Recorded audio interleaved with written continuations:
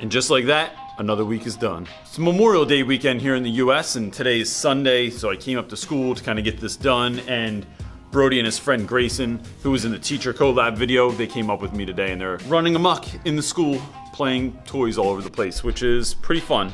But this is a quiet place where I can get some work done for like an hour or so today. So here we go. This week was a mixed bag, right? I have videos for some of the days, but like it was a mixed bag in that it's the end of the year. So you're trying to like finish things up and like not start anything that's new so that you can't finish. And then there was like a spelling bee this week, and there was some other stuff going on in the school that was taking away from class time, which I'm supportive of all those activities, but it is difficult at the end of the year when you want to just finish certain things up and you can't get to them.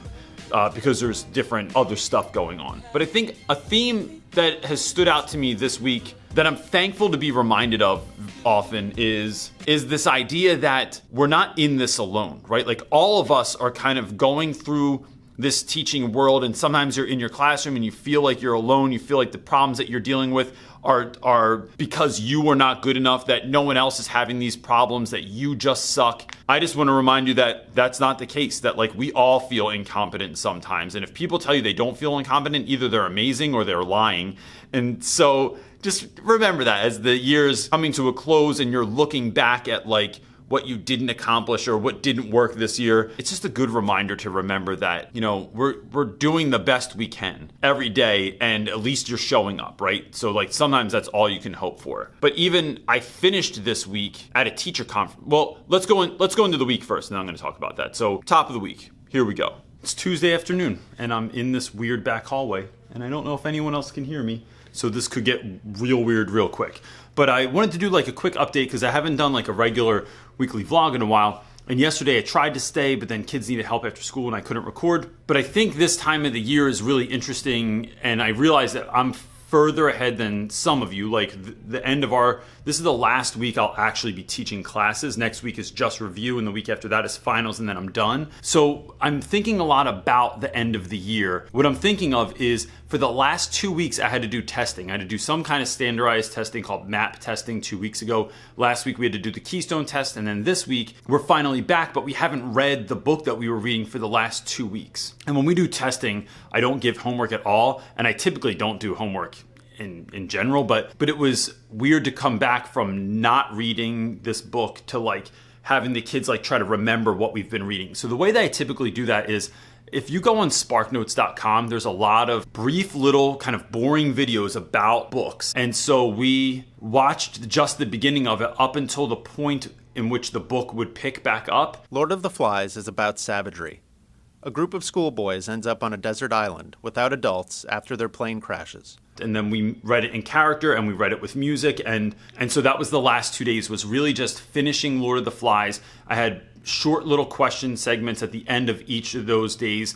And then at the end of today, we watched the end of the movie from 1991 or something like that to just solidify like this is what it looked like at the end of the book. That was it. And then we had a conversation about it. And I think I maybe should make a whole video about this, but I think this time of the year is very difficult for me because for a lot of us, because there's trips. There's old students that come back to visit if you're in high school. There's not a lot of days. There's a lot of grade grubbing going on. And so it makes it very difficult to kind of get through the day sometimes because there's all these other things sort of popping up and taking place when you should be using that time for instructional time. So some of the ways that I try to like get around some of this is, one, for the next 2 weeks, I'm giving points every day, right? So the assignment, your participation in it, you being in your seat, you being late to class, can all add or deduct points from your daily points that you get a day. So I'm doing like about 10 points a day, and that's giving kids like a last kind of ditch effort to get their stuff together. But I make it very, very well known all year that I do not do makeup work, and I do not do late work, and I do not do extra credit. So if you chalked the year, you decided to fail the year early on, then I don't give makeup work to kids, because what that does, I think, is really discounts the students that have tried hard all year. And I don't want to just hear you like crying at the end of the year and lamenting that you didn't do work. Like, you have to live with your decisions that you made. Another thing that I find helps is when I first started teaching, I used to show a movie at the end of the year to kind of like use up those final days. And sometimes I would try and make a lesson out of it. So we would study maybe magical realism and we'd watch The Green Mile or Pleasantville. I just found that it just wasn't a good use of time. That the kids got antsy, they were leaving the room to go to the bathroom a lot, no one was invested in what we were watching, and it just sucked. So now I just teach all the way to the end, and I teach every single day from the time the bell rings till the time the bell rings at the end of class. I find that consistency that we've been practicing throughout the year really, really helps instead of just trying to like get away with doing less at the end of the year. One of the ways I am getting excited is I'm already thinking about next year. And I know many teachers might not like to think about next year already, but honestly, I had a year-end review with my department head last week that went well. I had to write a reflection on my year. She wrote a reflection on my year. Then we talked about like ways that I've grown, things that I could do better for next year. And I have a lot of ideas of what I'm going to do next year. So I found out that I'm teaching all 9th grade classes next year, which is what I've been teaching. I'll be teaching more along the lines of the struggling readers and not so much, and I won't be teaching the honors classes, which is perfectly good with me. That's my jam. That's what I like.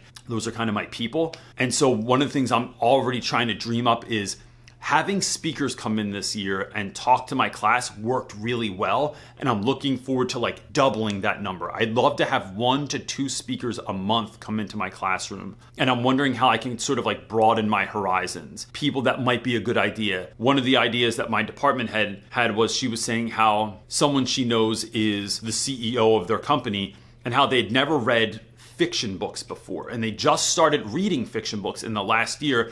And how through reading that, it has changed the type of boss that they are. They've actually found themselves becoming more empathetic in their thinking, and that has changed them. And so I've been thinking about different folks I could have in that could talk about how reading has changed their lives. And some other ideas that I have about like how to broaden that, but I definitely want to do that more, doubling the number of trips. We had a lot of great trips this year, and I want to double that number for next year because I think learning out in the world is so much more important than just learning in the classroom. Like Henry Rollins says, knowledge without mileage is bullshit. And I just think that always rings in my head when we're just sitting in the classroom. And that was it for today. So on to Wednesday. All right, quick update, because today was largely uneventful. Right now, Mike is eating popcorn in my room, and it's making the whole room smell like popcorn. No, those bags give you cancer. That's what I heard. I saw on Netflix. There's Stu. We're twins all the time.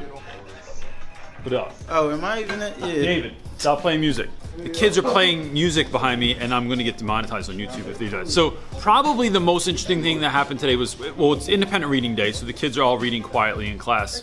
And I like that consistency, even though like most kids are done their books or just reading to just get kind of the points for the day.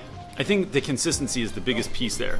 The other thing that happened was we are partnering with an organization here in Philadelphia that partners kids that are, hey, you're not even in the camera right now, David. That are between kindergarten and 2nd grade, and they partner them with older kids. The older kids act like coaches to the younger kids when they're learning to read. And so next year, the hope is we're going to partner with some school in the neighborhood. They'll bus those students here, and then they'll come into our room, and we will spend time reading with them on a 1-on-1 or 2-on-1 approach. We're hoping for a couple of things here. One, I just think that like positive male role models are a good thing for students, and that's all we have are positive male role models, or negative male role models, but male role models because it's all boys. It's also a really good reminder to some of our students, we're hoping, in some of the fundamentals of reading. So if you are a struggling reader, going back and learning those things that you would have learned in that time might help you out as a reader, and the studies show that it does help those kids. And then also building in this aspect of like giving back to your community without any sort of like extrinsic reward. Like you're not getting paid for this. This isn't a money thing. You don't get credits for it. It's just your regular class, and this is what you're doing instead. So that will happen next year, and this is the first time we've ever done it. I was asked to be a part of it, and I'm looking forward to it. David is standing next to me. Wearing my hat. Very still. Oh, hi. How y'all doing? How was your day, David? You look like you used to sell newspapers in 1920. You know, New York Times was very big back then, you know? It still is, but... No, it's actually strong. How was your day? That's a day. It's better, I guess, than other days. No, we have a staff meeting. They're not fun, Dave. They're never fun. Nope. No meeting is fun, especially if it's at work. Unless you were getting a raise or a promotion. Yeah, that meeting right there. Maybe that's what they're doing Hey, today. yo. Maybe in the staff meeting they're giving out raises today. Hey, Reynolds, great job today. You get 2 more cents on your salary. So here's my idea on raises, right? I'm going to share this with YouTube because I don't have anything else to talk about today. True. If you get a week raise every year, I just think it would be better if they just gave you that raise in a gift card. So like, let's say you got a week like $500 raise for the year. I'd rather have a gift card for $500 to like the grocery store or the movies, and that would be a great idea. Cheesesteak sneaking up on the But side of me. $500 on the movies though. Yeah, what if you got a $500 gift card to the movies? Like, I wouldn't be many stoked movies you about, see? like, if you get a $500 raise in your paycheck, it equals, like, pretty much nothing. But if you get a raise, if they give you a $500 gift card to go to the movies, that'd be awesome. That's a lot of movies. Especially when you go to the old people movies like me in the morning. Like, we go at, like, 9 o'clock in the morning to see movies. Jeez, I can't. That's because you're a teenager and you need more sleep. Yeah, My children are like, bro, we are They wake up with the shining birds. right now. and the other conversation today, this is just going all over the place. Yeah, pretty much. David, I want to get a pet for my classroom Yeah. next year. You saying you wanted to be a reptile? I think I want to get a turtle. And so that was it. It was only 3 days this week because we had a 4-day weekend. And on Thursday, I went to a teacher conference in West Paterson, New Jersey at West Paterson University. And I got to go see my friend Alex Kajitani, who I've never met in person. He is the rap and mathematician. If you sat through algebra class as a kid Y equals mx plus b. and things just did not add up, I did everything wrong. well, missing from your equation was a teacher, At first, he looked really serious, like Alex Kajitani. but then he started to do the rapping. Sit back, relax, let out a little smile, cause the rapping mathematician is the hot new style. I think he's weirder than me. He's weirder than you. Yeah. No need for instruments or radio stations, cause I could break it down like order of operations. He's out of California.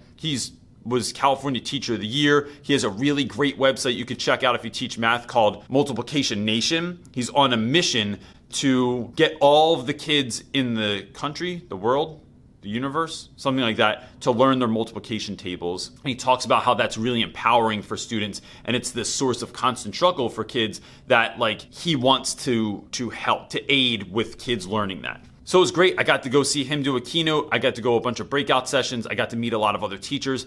And really, like, one of the themes that just keeps standing out is like people just think that they're in this alone, and they're not. Like, there's tons of teachers that deal with kids they feel like just don't care, or kids that not paying attention, they don't do their homework, they want to go to the bathroom all the time. Like, all these things that we see over and over again, we're all dealing with it. And that's one of the things I really like about conventions. They bring like-minded people together and they help you to share kind of your troubles with other folks and take away some really useful tips and tricks from people that have figured out a way to kind of like win the game. And so we get to coach each other in that. So that was fun. So if you ever get a chance to go see Alex, he's really entertaining. He does a really great job. He's not just talking at the crowd.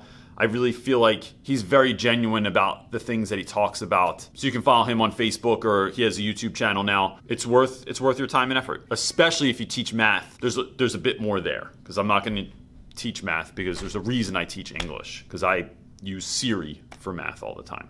Before you go, I want to help you out. I'm planning on making teacher content all summer because I realize that this is the World Wide Web and not everyone is on my school schedule, but that some of you are continuing to go to school all summer. And I really enjoy this, and I like the community, and I love doing this with you. Are there certain topics, are there certain areas that you think you'd like to grow in that you think I might know something about? And if I don't know about it, I'm going to look it up and report back what I found. What kind of content would you like to see this summer? Like, is it classroom management, first year teacher stuff, how to kind of get the fire back a little bit in what you're doing? Like, how can I help you? If you could just leave a comment in the section below, I'd be happy to try and make a video about that. And if it's a little bit more personal in nature, you can just go ahead and email me and I'll try and get back to you as fast as I can. I realize I'm not fast to emails. It's because generally I make videos back to emails. I can only do that in a certain amount of time in my house because otherwise it looks like a madhouse. So I want to be able to do that, but it just takes me a little bit more time because, you know, I'm a not so single dad. Life's hard out here, you know what I mean? That's it, gang. Thanks as always. I really, really appreciate it. Don't forget to hit that little bell thing so you know when my videos come up. And that's it, gang. Peace.